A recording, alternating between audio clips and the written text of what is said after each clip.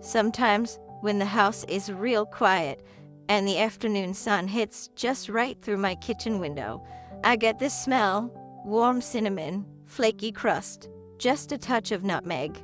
Apple pie, fresh out the oven. Lord have mercy, that smell can take me straight back to 1961 like no time has passed at all. Funny how that works, isn't it? One little whiff, and I'm sitting back on that old wooden stool in Mama's kitchen, barefoot, apron too big for me, watching her peel apples with the speed of a magician. And every time, without fail, my mind drifts to that night, the night I met George. I didn't know it then, but that night would change the whole course of my life. For better, and, well, for worse too, I suppose. I ain't never been one for drama, but I'll tell you what, life's got a way of writing stories even the best authors couldn't dream up.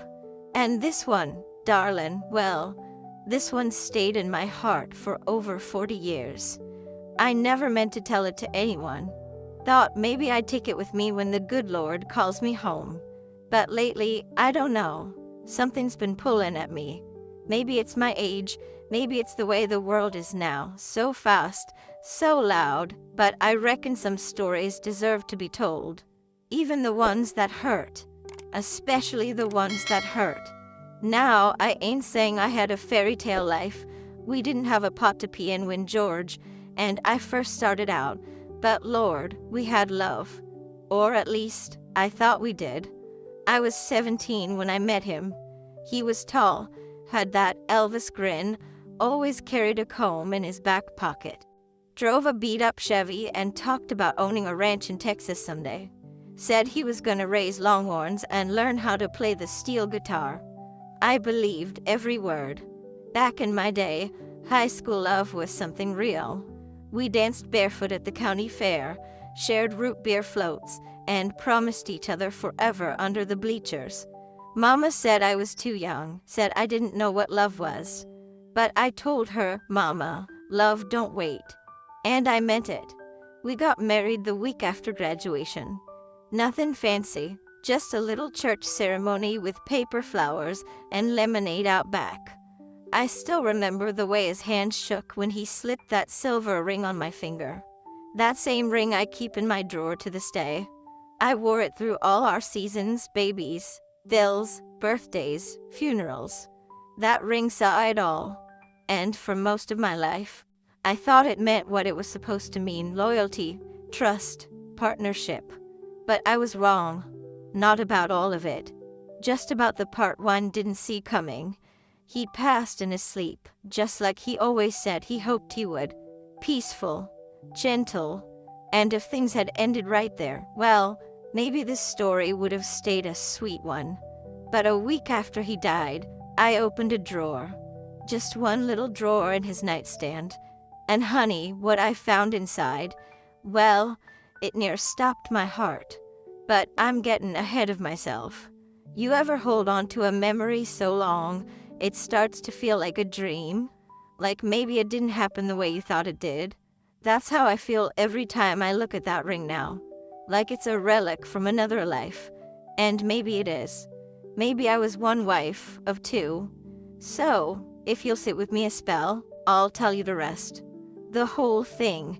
The late night calls, the second family, the woman who looked just like me. I'll tell you what it feels like to build a life on love, and then realize the foundation wasn't what you thought it was. Because there's more to this old heart than sweet tea and porch swings. And some truths, well, they don't come easy. But maybe, just maybe, they can still set you free. Now tell me, if someone you loved your whole life had a secret this big, would you want to know? Drop your thoughts in the comments below. I'll be right here listening. I grew up in a little town that ain't on most maps anymore. Back then, folks didn't lock their doors, kids drank out of garden hoses, and you could tell the time by the church bells or the way the sun hit the porch swing. We had dirt roads, one blinking traffic light, and a general store that smelled like tobacco, penny candy, and old wood. That was home. South Carolina heat, and the hum of cicadas thick in the trees. The kind of place where everybody knew your business, and if they didn't, they'd make it up just the same. And me? I was just a skinny girl with scraped knees and big ideas. I wasn't no beauty queen, not like the girls you see in magazines, but I had good teeth, strong legs, and a laugh that made my daddy smile.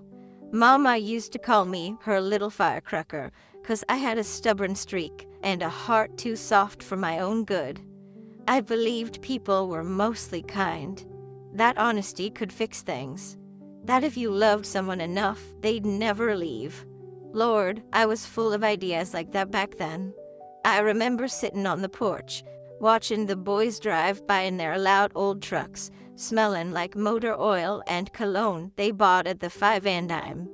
I'd sit there with my sketchbook, drawing dresses I'd never wear and houses I'd never live in. I thought maybe I'd go to Nashville, sing sad songs, and make folks cry in bars. Or maybe be a school teacher, have a little chalkboard of my own. I wasn't looking for love. Not then. Not really. But isn't that always how it happens?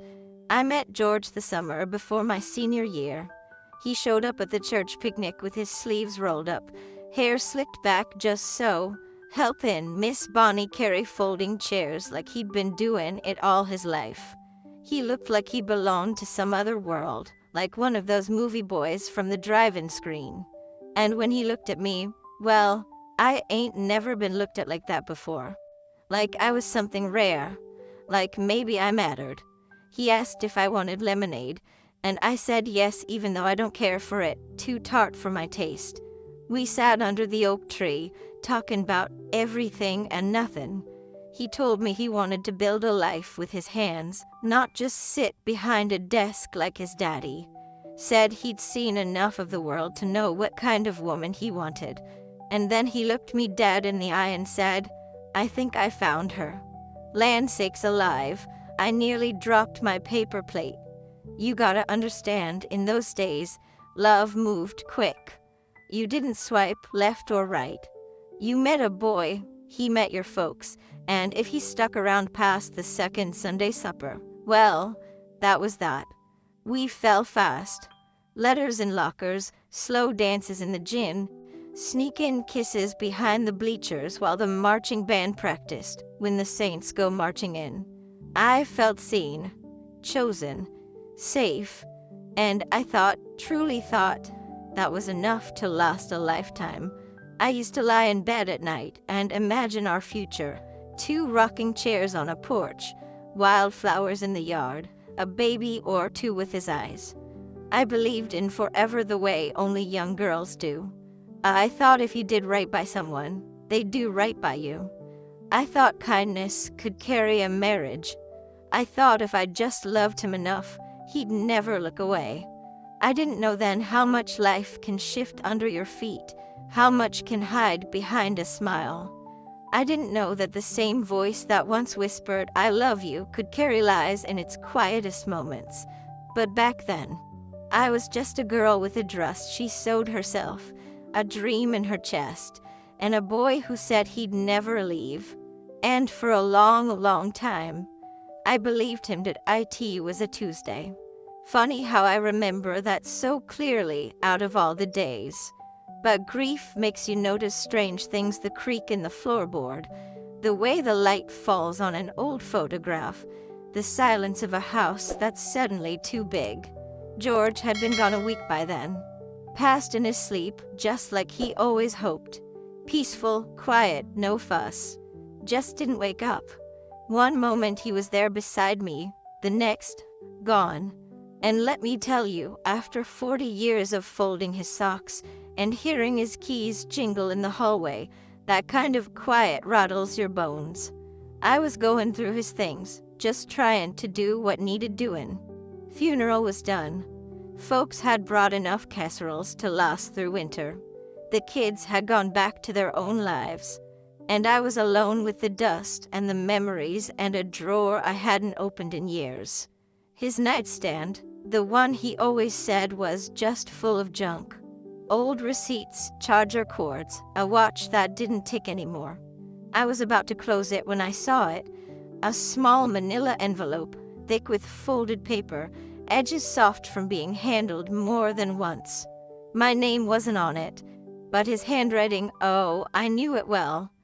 I felt my heart beat a little faster, and I couldn't quite say why. Inside was a letter. Not to me. To someone named Anna. And that's when my hands started shaking. It wasn't just the words, though they were plain as day. It was the way he wrote to her. Warm, familiar, like he did to me, back when we were young and full of dreams. He mentioned her garden, said her pie was the best he ever had, that he'd be back soon, that the kids were growing up so fast. I read it twice before I even breathed. I don't rightly know how long I sat there. Could have been 5 minutes, could have been 5 hours. My chest felt tight, like I'd swallowed the whole world, and it was sitting heavy on my ribs. I wanted to believe it was some mistake, that maybe Anna was a cousin or a friend from long ago. But inside the envelope was a photo. A boy, young, maybe 9 or 10, with George's chin. I'd know that jawline anywhere. My son has it too. Turns out, he had another life. In Ohio, of all places. A second home, a second woman, children, holidays, birthdays. He lived 2 full lives like it was nothing. Like we were chapters in 2 separate books he just kept flipping between. And the strangest thing? I didn't cry right then. I just sat there holding that letter like it was made of fire. The only thing I could think was, how long had he been carrying this? Not just the letter, the lie. The secret. The weight of it. 40 years, near enough. And I never once saw it. Not a crock, not a clue. He'd smile that same smile, bring me taffy from his business trips, kiss me goodnight like the world was right. I remember looking out the window, watching the wind stir the chimes on the porch, and I thought, I don't know who I've been married to all these years. I reckon that's the moment everything changed. Not the day he died, no, that was sorrow. This was something else. A rupture. A crack running straight down the middle of my memory. I ain't proud of the thoughts I had that night. I was angry. I was ashamed. I felt foolish. But mostly, I felt hollow. You spend your life thinking you know someone, really know them. But people are deep, darling. Deeper than we like to admit. And sometimes they're not who they said they were. Not even close. And that's the moment I knew my story wasn't over. Not even close. I didn't sleep much after I found that letter. Just kept hearing his voice in my head, soft like always, be back soon, darling. Only now, I couldn't tell which woman he'd been saying it to. The days blurred. I'd boil water and forget why. Set out 2 teacups before remembering I was alone. I kept that letter in my apron pocket like it was part of me now, folded and worn. And every time I touched it, my stomach turned. It took me 3 weeks to get the nerve to write Anna. I must have started that letter 20 times. Ripped up more pages than I care to admit. What do you even say to the woman who unknowingly shared your husband? Hello, I'm the other wife. Lord have mercy. I felt like I was walking into a storm barefoot. When she called, her voice trembled. But it wasn't angry. It was tired. Like mine. She invited me to come see her. Said she figured someday this moment would come. I drove up to Ohio by myself. 6 hours, 3 rest stops, and 1 heart barely holding together. The whole way there, I kept wondering if I was making a mistake. What if she hated me? What if I hated her? Anna lived in a little yellow house with shutters that needed painting. When she opened the door, I saw it plain as day, the same kind of sadness sitting behind her eyes. She looked at me like she'd seen a ghost. And maybe she had. Or maybe we were both ghosts to each other, haunting the same man's past. We didn't talk much at first. Just sat there with cold tea between us, and heavy silence all around. Then she brought out a photo album, showed me pictures of her son, his smile crooked just like George's. My throat closed up. My hands shook. She said, "He always told me he traveled for work. I never knew about you." I nodded. Me neither. You'd think we would have yelled, blamed each other. But there wasn't nothing to say that could change what was. We were both lied to. Both built a life on a man who wore 2 wedding vans and called it love. My daughter, bless her heart, didn't understand why I went. She said, "Mama, why dig up more hurt?" But sometimes, child, the truth don't rest easy. It claws at you, keeps you awake. And I needed to look that truth in the eye, even if it broke me. I wish I could say that visit brought peace. It didn't. It brought more questions than answers. I learned he missed holidays with us, 'cause he was with them. That he told her my name was Margaret, a name I ain't never gone by a day in my life. That he called her Honeybee, just like he used to call me when I was sweeping the kitchen. And I'll be honest, I felt dirty, not angry, not even heartbroken anymore. Just ashamed. Like I'd been living someone else's life without knowing. There was a moment, real quiet, when Anna looked at me and said, "You ever feel like you aren't real?" And Lord help me, I nodded. I knew exactly what she meant. I drove home with both our tears still drying on my blouse. The silver ring felt heavier on my hand than ever before. I kept twisting it over and over, like maybe if I turned it enough, I could undo time. That was when the questions started rolling in faster than I could answer. Did he love me more? Did he love her first? Was any of it real? And worst of all, if I'd never opened that drawer, would I still be living in the lie? Truth be told, I didn't know who I was anymore. Widow? Wife? Fool? And I started to wonder, if your whole life is built on half the truth, is it still your life? I remember the exact moment the clock stopped. It was 4:12 in the afternoon. The second hand on the old mantel clock, the one George's mama gave us as a wedding gift, just froze. I don't know if the battery died, or if the world just needed to be still for a while so I could catch my breath. I was sitting at the kitchen table, the letter in one hand, his silver wedding ring in the other. The same ring I'd watched him twist on his finger 1,000 times while reading the paper or waiting for the coffee to percolate. But now it just lay there cold, heavy, quiet, like it didn't know which life it belonged to anymore. I don't remember crying. Not loud. Anyway, it was the kind of cry that happens behind the eyes. Silent. Still. The kind that turns into a headache and sits heavy in your chest for days. I kept thinking, he died with both of us loving him. Both of us believing we were his only. What kind of man does that? What kind of woman lets it happen? My son came over that day, brought me a pie from Miss Claire down the road. He found me sitting there, still in my nightgown, hair unbrushed, letter on the table. He asked if I was all right, and I said, I don't know, because I didn't. Not then. Not really. I told him the truth, all of it. Watched his face change as the story unfolded. You could see the pieces click into place. The missed birthdays, the delayed flights, the way George always kept his phone close, even at the dinner table. My son didn't get angry. He just looked lost. Like maybe the man he called Daddy had turned into a stranger overnight. I felt like I was grieving all over again, not for George, but for the life I thought we had, for the woman I used to be, for the trust one gave so freely, like a fool at a card table.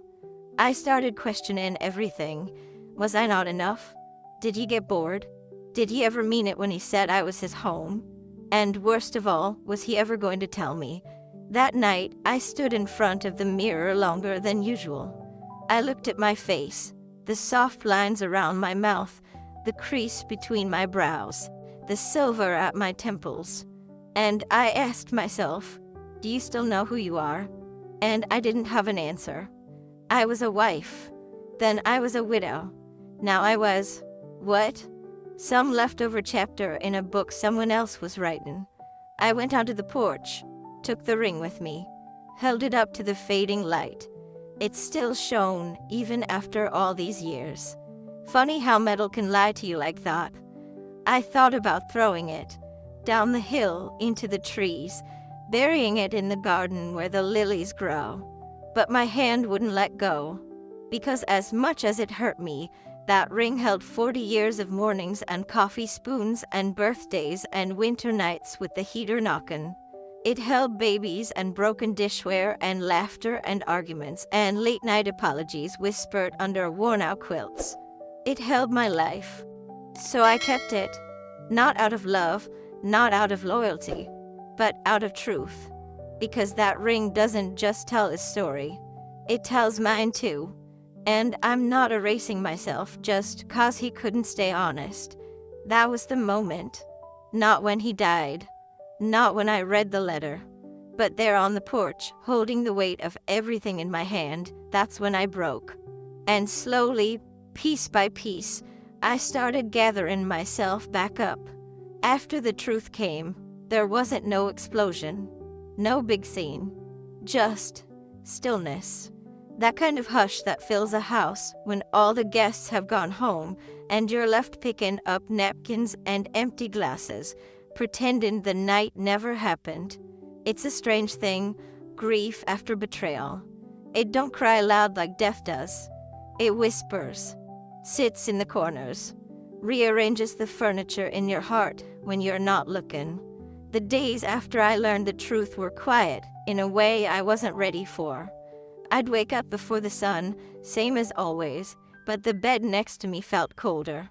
Not just because George wasn't there anymore, but because now even the memories had changed. I couldn't trust them. I'd stare at old photos, trying to see if his smile looked different. I'd replay conversations in my head, wondering if he was talking about me or her. I'd remember him saying he loved me, and I'd feel it in my bones, and yet, a part of me now questioned whether he even knew what love meant. That doubt? It settles in deep. It's quiet, but it's heavy. Like carrying a wet coat you can't take off. I stopped going to church for a while. Couldn't sit there under stained glass with all them good folks singing about truth and faith and devotion while I sat there feeling hollow. The preacher came by once, asked if I needed anything. I told him no, thank you. What could he give me anyway? A casserole wasn't gonna patch up a cracked foundation. Friends stopped calling after a while. Not out of meanness, just didn't know what to say. And I couldn't blame them. What do you say to a woman who's lost her husband twice? Once to death and once to the truth? Even my own reflection started to feel like a stranger. I'd catch myself in the mirror and think, she looks like me, but older, sadder.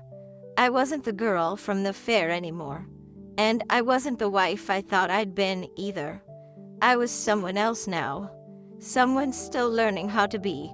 I spent a lot of time in the garden that spring. Pulled weeds with more anger than grace. Dug my hands into the dirt like I was trying to ground myself back into this world. And in the silence of it, birds chirping, wind rustling the chimes, I started to feel something small grow inside me. Not peace. Not yet. But permission. Permission to feel it all. The love, the betrayal, the confusion, the numbness. Permission to grieve not just George, but the life I thought I had. I started taking long walks again. Read the books I'd put off. Cooked small meals just for me. Lit candles, even if there was no one to enjoy but me and the cat. The house still felt too quiet, but I began to understand that quiet can be gentle. Not all silence is punishment. Sometimes it's just space, room for things to settle. And slowly, my faith in people, in myself, started to stitch itself back together. Not in a big, dramatic way, but in small things. A neighbor bringing me tomatoes from her garden. My son Callan just to say, "Hey, Mama." The way the light caught the edge of that silver ring on my nightstand, and for once, it didn't hurt. I didn't forgive George all at once. Maybe I never will completely. But I forgave myself. For not seeing it. For believing. For loving him. Because that girl, the one who danced barefoot, who believed in forever, she didn't deserve to carry shame. I'm not who I was. But maybe I'm not broken either. Just different. Softer in some places, stronger in others. And sometimes that's enough. It started with a phone call. Short, quiet. On a Wednesday. My son had reached out to his son, George's boy from the other life, and they talked. Just like that. Two grown men with the same crooked chin and the same tired questions, trying to make sense of the same man. And Lord help me, I didn't know how to feel about it. Part of me felt protective, like George's betrayal was our wound, not theirs to poke at. The part of me was curious too. Who was this other son? This other version of my life? A week later, he came to visit. His name was Thomas. He was quiet, respectful, wore clean boots and a worried smile. I opened the door and for a second, just 1 second, I saw George standing there. That same tilt of the head. That same, "I'm sorry for showing up late" look. I had to bite the inside of my cheek to keep from crying. We sat on the porch, didn't say much at first. Just watched the wind move through the trees like we'd both been through a storm and were learning how to breathe again. He told me about his mama, Anna, and how she never remarried. Told me about his sister, how she got married last fall. Told me he'd always had this feeling like something wasn't quite whole in his life, but he didn't know what it was until the truth came out. It's strange, he said. I hated him for a while, but I miss him too. And I nodded, because Lord knows I understood that better than anyone. I asked if he wanted to see the garden, and he said yes. We walked slow, quiet, past the lilies, past the spot where George used to sit and sip his tea. I showed him the pecan tree we planted the year our daughter was born. Told him how George swore he'd build a treehouse, but never quite got around to it. He laughed, said that sounded about right, and in that laugh, I felt something soften in me. Later, after he left, I sat on the porch and realized, for the first time in a long while, that the ache in my chest wasn't sharp anymore. It was still there, sure, but it had edges now, like something that had been sanded down with time and touch. And I thought, maybe this is what forgiveness really looks like. Not a grand gesture, not a single moment, but slow, careful steps toward light. The next day, I baked a pie. Apple, of course. Used my mama's old recipe, the one she never wrote down, just passed along with her hands and her heart. I wrapped it up, walked 2 doors down, and gave it to Miss Ellen, whose husband just went into hospice. She cried right there on the porch. I didn't say much, just held her hand and sat a while. And I thought, this is how we go on. One pie, one visit, one act of care at a time. No, I ain't the same woman I was. I don't believe in perfect stories anymore. But I believe in people, in mending, in starting small. I believe in the silver ring in my drawer, not because it was true, but because it taught me what truth feels like when it breaks. And more importantly, when it begins to heal. So when folks ask how I made it through, I tell them this: you keep showing up. For yourself. For others. Even when it hurts. Especially then. Because there's a kind of love that doesn't lie. The kind that grows not from promises, but from presence. And sometimes, the people who share your pain become part of your healing. You know, it took me nearly a year to open that drawer again. The one with his ring. I kept passing it like it was a grave, quiet, untouchable. Every time my hand got close, something inside me pulled back. Like touching, it would wake all the pain again. But last week, just after my birthday, I opened it. Slow, careful, like it might bite. The ring was still there.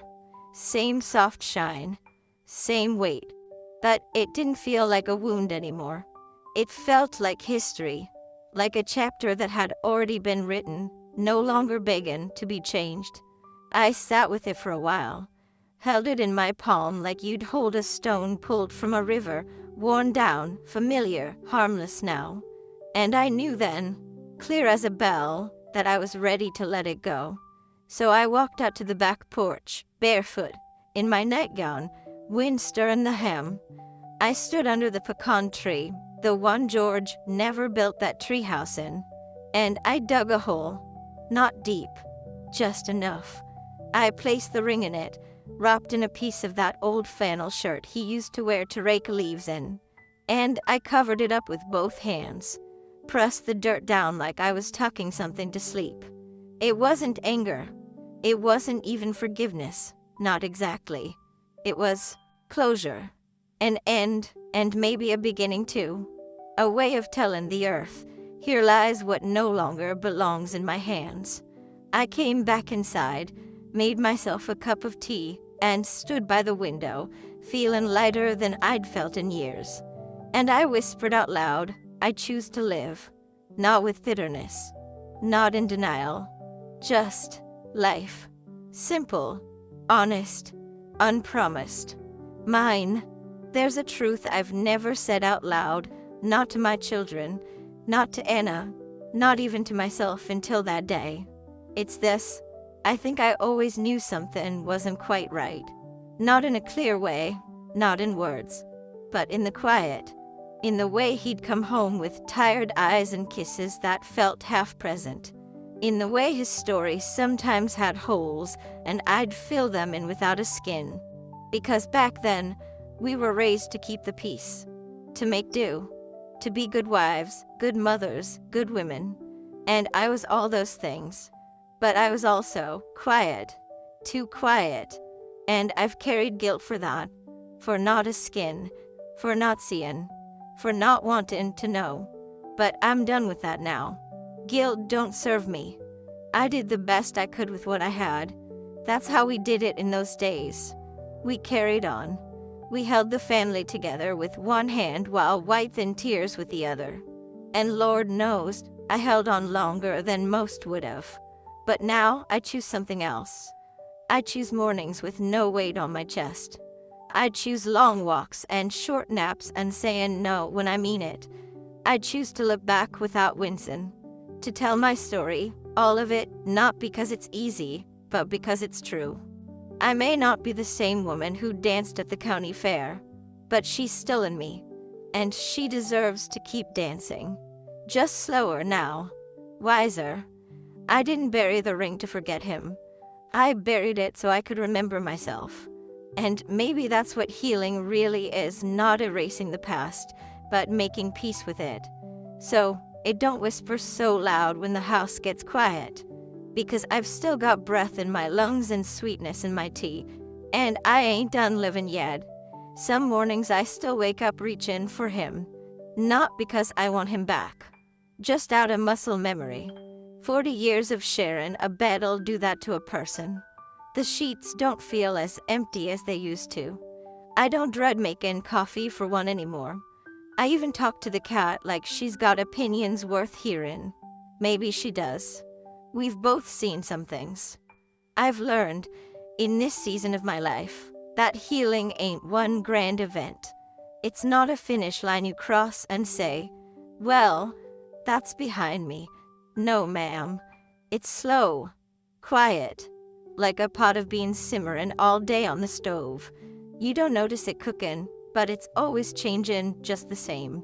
One day you realize you're humming while folding laundry again. You laugh at a joke on the radio. You plant new flowers, not to replace the old, but to honor that the garden still matters. If you'd asked me 2 years ago what I'd be like without George, I'd have said lost. I truly believed I wouldn't know how to breathe without him. Turns out, I just had to learn how to breathe different, on my own rhythm, at my own pace. And I did. I don't hate him. I don't worship him either. He was just a man full of good, full of wrong, full of charm, full of weakness. And maybe that's the most honest thing I can say now. We make people too big in our minds sometimes. We let them define the whole story. But at some point, you have to stop letting someone else's choices decide your worth. That ring I buried, it marked the end of his story and mine, but it wasn't the end of me. Looking back, I think the hardest part wasn't the lie. It was realizing how long I lived my life on pause, waiting for things to settle, waiting for him to be home, waiting to be chosen again and again. And you know what? That's no way to live. Love should never leave you in limbo. You don't need to keep shrinking just to make someone else feel big. So now I wake up with a little more room in my chest. I've learned to make peace with the silence. I eat what I want. I read when I please. I light a candle even if no one's coming over. I dance in the kitchen when the good songs come on. And I write letters, not to him, but to myself, to remind me that I'm still here, that I still matter. What I've come to understand is this: life don't owe us clarity. It don't promise clean endings, but it does offer moments. Little, holy, ordinary moments. A warm biscuit, a sunbeam through the curtain, a grandbaby's laugh, a kind word from someone who means it. That's what we hold on to. That's what we build on. So, if you're sitting there wondering if it's too late to begin again, let me tell you, it's not. Don't you go waiting on an apology that may never come. Don't sit in a house full of memories and forget you're still allowed to make new ones. And maybe, just maybe, it's your turn now. To stop waiting. To breathe different. To plant your own garden. So tell me, darling, what are you still holding on to that no longer belongs to you? Maybe it's time to let it rest. I suppose, in the end, we all keep a drawer like that, tucked away, out of sight. A place where we put the things we're not quite ready to part with. Letters, photographs, a dried flower from a wedding bouquet, a silver ring that once meant forever. Mine's still there, not buried in the ground like I thought it might be. I took it out again, not long ago, held it up to the light, not to wear it now, just to remember. Not him, exactly, but her, the girl I was, the girl who believed, the girl who stayed, and the woman who finally learned when to let go. Sometimes I think about what I'd say to her if I could. That 17-year-old dreamer with flowers in her hair and stars in her eyes. I'd sit her down and say, "Darling, love is real, but not always the way you imagined. And that's all right. Sometimes it breaks you. Sometimes it saves you. Sometimes it does both. This story I've told you, it ain't just about a man, or even a marriage. It's about memory. It's about waking up one day and realizing that the story you've been living in might not be the one you thought you were writing. And having the courage to pick up the pen again. You see, pain has a funny way of shaping us. It hollows us out, yes, but it also clears space for something new. For truth. For grace. For a quieter kind of joy. And that's what I've found. Somehow joy. Not every day. Not in every moment, but enough to keep going, enough to open the windows again, to let the light in, to say, yes, when someone invites me to the church picnic, even if I go alone now. And you, whoever you are, sitting there listening, I hope you know you're not alone either. Maybe you've got your own drawer. Maybe it's full of maybes and regrets and could be beans. Maybe it's time to open it. Or maybe it's time to close it for good. Only you'll know when. But don't let it sit too long without looking inside. There's a story in there that still belongs to you. I've had people ask me Do you think he really loved you? And I used to wonder the same thing.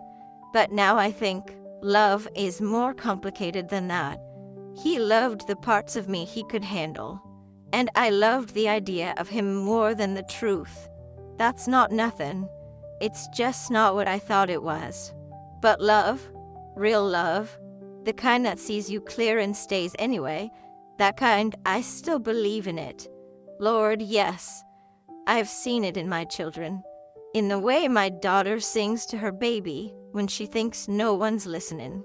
In the way my son fixes his wife's tea just how she likes it without a skin. That kind of love don't lie. That kind of love comes back around, even if it takes the long way home. Sometimes, late at night, when the wind moves just right through the trees and the house is quiet and still, I think I hear him, George. Just for a second. The way he used to call my name in the kitchen or hum that old Hank Williams song while he shaved. And sometimes, it feels like he remembers. Like somewhere, in whatever's next, he knows. But the difference now is, I don't wait for that sound. I don't ache for it. I smile, I nod, and then I go back to my tea. So tell me, darling, do you think real love always comes back? Or is it enough just to know it was ever really there?